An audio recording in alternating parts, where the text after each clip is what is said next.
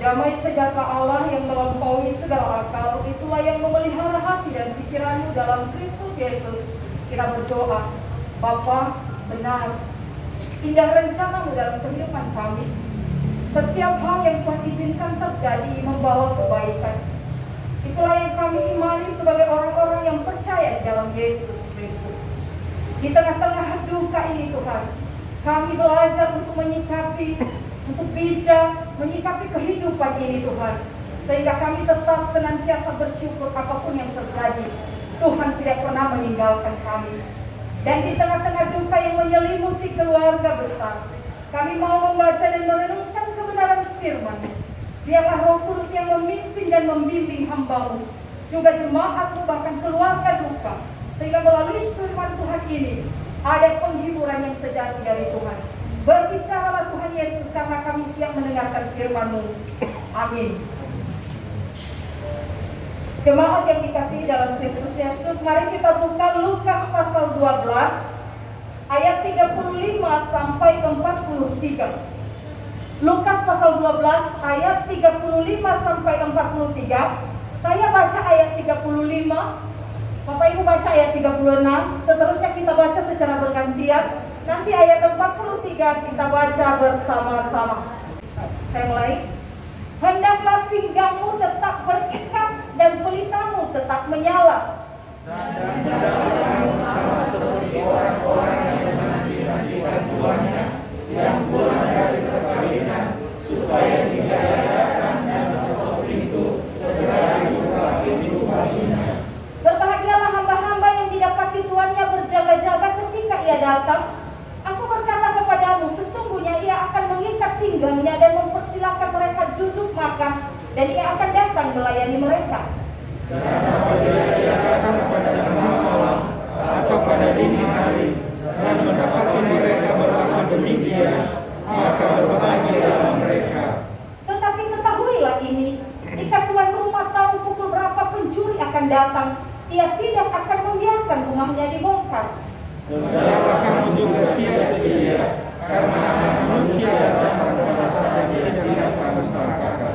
Kata Petrus, Tuhan, kamikah yang Engkau maksudkan dengan perumpamaan itu, atau juga semua orang? Jawab Tuhan, jadi siapakah penerus rumah yang setia dan bijaksana, yang akan diangkat oleh tuannya menjadi kepala atas semua hambanya, untuk memberikan makanan kepada mereka pada waktunya. Bersama-sama, Berbahagialah hamba yang didapati tuannya melakukan tugasnya itu ketika tuannya itu datang. Sedemikian jauh pembacaan firman Tuhan. Shalom. Shalom. Shalom keluarga duka. Shalom. Walaupun kita sedang dalam duka, kita senantiasa bersyukur kepada Tuhan. Amin. Kehidupan manusia di dunia ini, dan terlebih khusus orang-orang yang percaya kepada Yesus Kristus, adalah kehidupan sebagai masa-masa yang penuh dengan penantian. Akan berbicara tentang penantian, ada kalanya penantian itu memakan waktu yang cukup atau relatif lama, dan ada juga yang hanya dalam sekejap saja. Artinya dalam penantian itu tidak bisa ditentukan kapan kita akan sampai pada sesuatu yang kita nanti.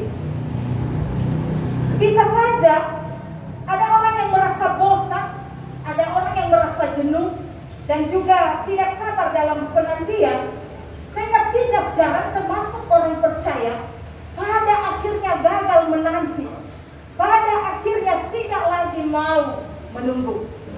Itu berbicara tentang penantian dalam kehidupan di dunia ini.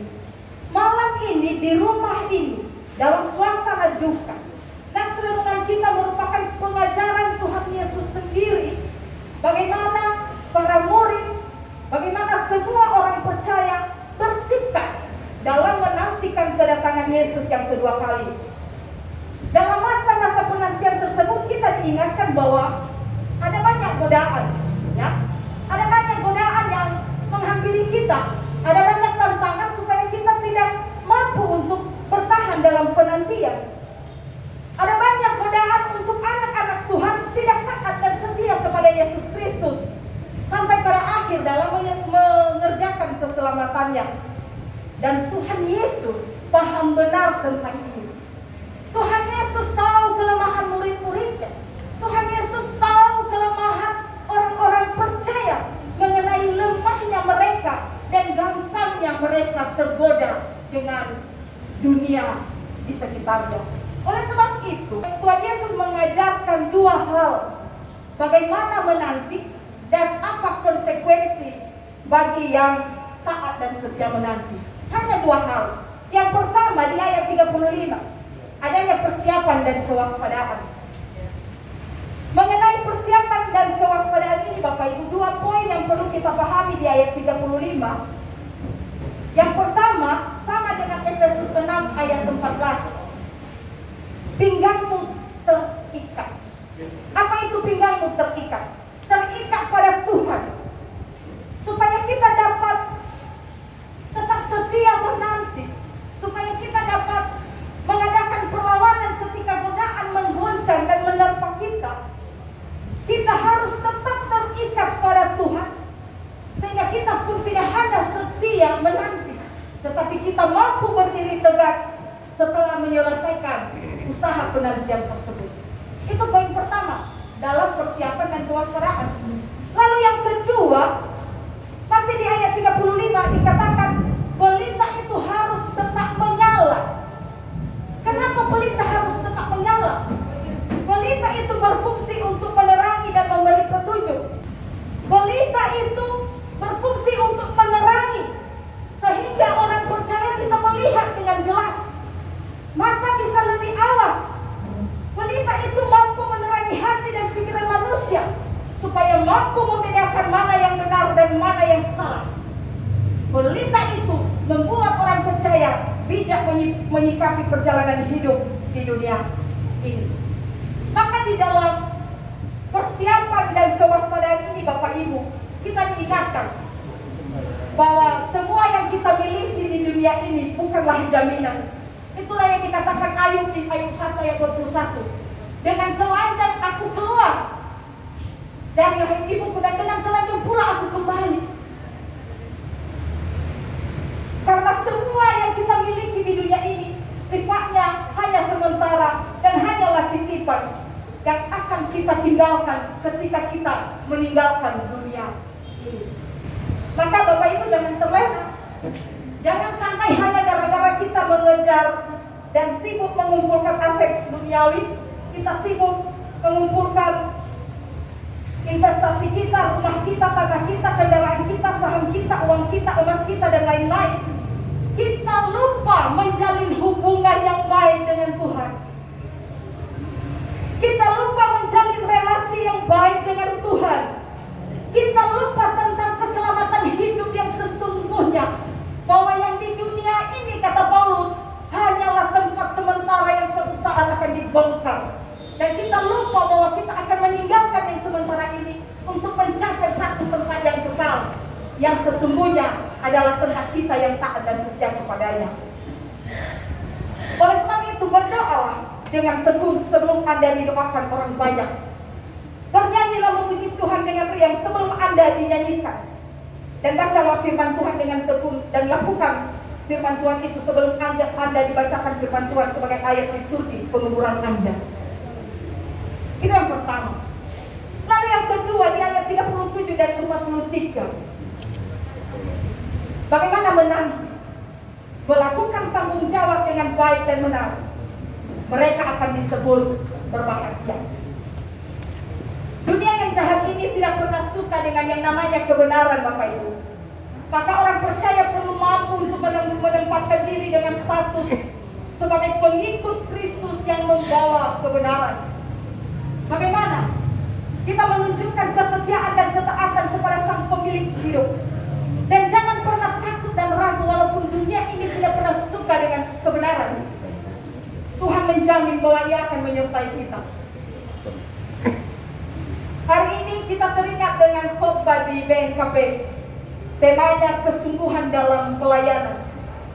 3 poin penting hari ini yang bisa kita renungkan bahwa hidup ini adalah anugerah Tuhan semata, itu harus kita syukuri dan sadari. Dan ketika hidup ini hanya anugerah Tuhan semata, kita tahu bahwa Tuhan percuma. Lalu ketiga, kita harus mempertanggungjawabkan anugerah keselamatan itu dengan memberikan yang terbaik dalam hidup ini. Itu tanggung jawab yang harus kita berikan Bapak Ibu dalam menanti. Harus kita bisa bertanggungjawabkan untuk menjadi garam dan terang di dunia ini dan lingkungan sekitar kita. Menarik. Kalau Tuhan menginginkan kita menjadi garam dan terang, alih-alih menjadi garam dan terang, ada banyak orang percaya yang diracuni oleh dunia ini, oleh sebab itu. Mari kita belajar, malam ini diingatkan, keluarga duka dihiburkan, bahwa kematian jasmani bukanlah akhir dari segala-galanya. Pergi dari dunia ini adalah harapan menuju tempat kekal, yaitu surga. Maka 3 hal yang perlu kita miliki. Pilihlah yang terbaik. Di dalam Tuhan ada jaminan kepastian dan harapan. Hiduplah dalam kebenaran senantiasa dan setialah sampai akhir. Tuhan Yesus memberkati. Mari kita berdoa. Tuhan, terima kasih untuk kebenaran firman. Yesus sendiri yang berkata-kata kepada kami hari ini. Kami tahu Tuhan, kami hanya sementara di dunia yang parah ini. Bimbing kami Tuhan di dalam kefanaan ini untuk tetap taat dan setia kepadamu, karena kami punya pengharapan di dalam Engkau. Tuhan Yesus sudah mempersiapkan tempat bagi kami, dan kami yang tetap taat dan setia sampai pada akhir akan tiba di sana. Di dalam nama Yesus kami berdoa dan mengucap syukur. Amin. Mari kita bernyanyi Hatiku Percaya.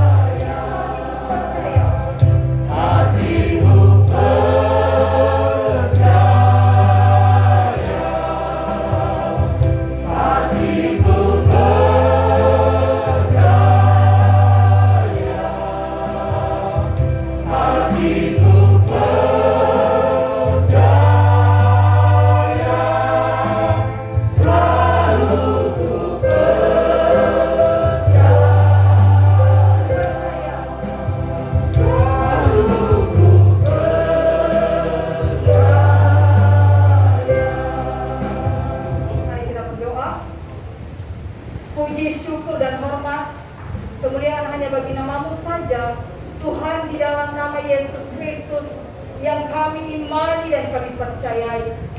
Bersyukur Tuhan, awal, pertengahan hingga ibadah ini berakhir dalam pertolongan Tuhan yang sempurna. Dan Tuhan, kami tahu kami tidak mampu menghibur keluarga duka di tempat ini. Dan kami memohon hanya penghiburan sejati dari Tuhan oleh pekerjaan Roh Kudus yang menguasai hati dan pikiran seluruh keluarga besar duka, istri, anak-anak, menantu, cucu, bahkan saudara bersaudara mereka, Bapak. Kami tahu Tuhan, tak ada penghiburan di dunia ini, tetapi kami punya penghiburan yang pasti di dalam Tuhan. Dan lebih dari itu Tuhan, biarlah keluarga duka dan semua kami yang hadir di tempat ini, anak-anak Tuhan, memahami dengan benar, menyadari dengan sungguh bahwa di dunia ini adalah tempat sementara. Ada tempat yang ingin kami gapai dan capai, yaitu surga-Mu yang kekal. Biarlah kami tetap taat dan setia kepada Yesus sampai pada akhirnya. Kami boleh menerima mahkota hidup yang kekal bersama Bapa di sorga kelak. Begitu juga Tuhan, kami menyerahkan ke dalam tangan-Mu keluarga besar Tuhan. Mereka telah berdoa dan mengikhlaskan perginya orang terkasih, perginya ayah tercinta, suami tercinta, kakek tercinta, bahkan saudara tercinta. Dan hari ini Bapak, keikhlasan itu biarlah semakin bertambah oleh pertolongan Roh Kudus di dalam hati, pikiran, dan hidup mereka.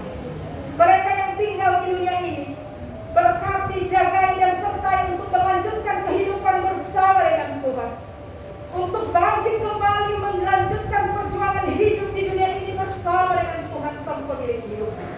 Begitu juga Tuhan, kami semua yang hadir di tempat ini, walaupun kami ada di tengah-tengah duka, kami boleh belajar memahami bahwa penantian yang sama sedang kami nantikan Tuhan. Kapan Tuhan panggil kami kembali, kami telah siap, karena kami tahu kemana kami tuju.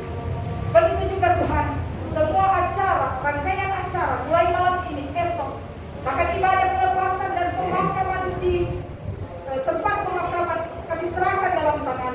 Berikan cuaca yang mendukung, berikan cuaca yang baik, bahkan persiapkan dan berlengkapi anak-anak Tuhan, hamba-hamba Tuhan, untuk mengambil bagian dalam pelayanan. Jadi kemuliaan bagi Tuhan dan menjadi berkat bagi setiap orang. Terima kasih Bapak, dan kami akan berpisah dari tempat ini. Baik mereka yang akan melanjutkan acara dan keluarga yang tinggal di rumah duka ini, bahkan kami yang akan kembali ke tempat kami masing-masing. Tuhanlah tiang awan dan tiang api, siang malam menjaga, memelihara, memberkati, dan melindungi kami. Inilah doa kami Tuhan, dan Kau sempurnakan dalam nama Yesus yang telah mengajar kami berdoa. Demikian.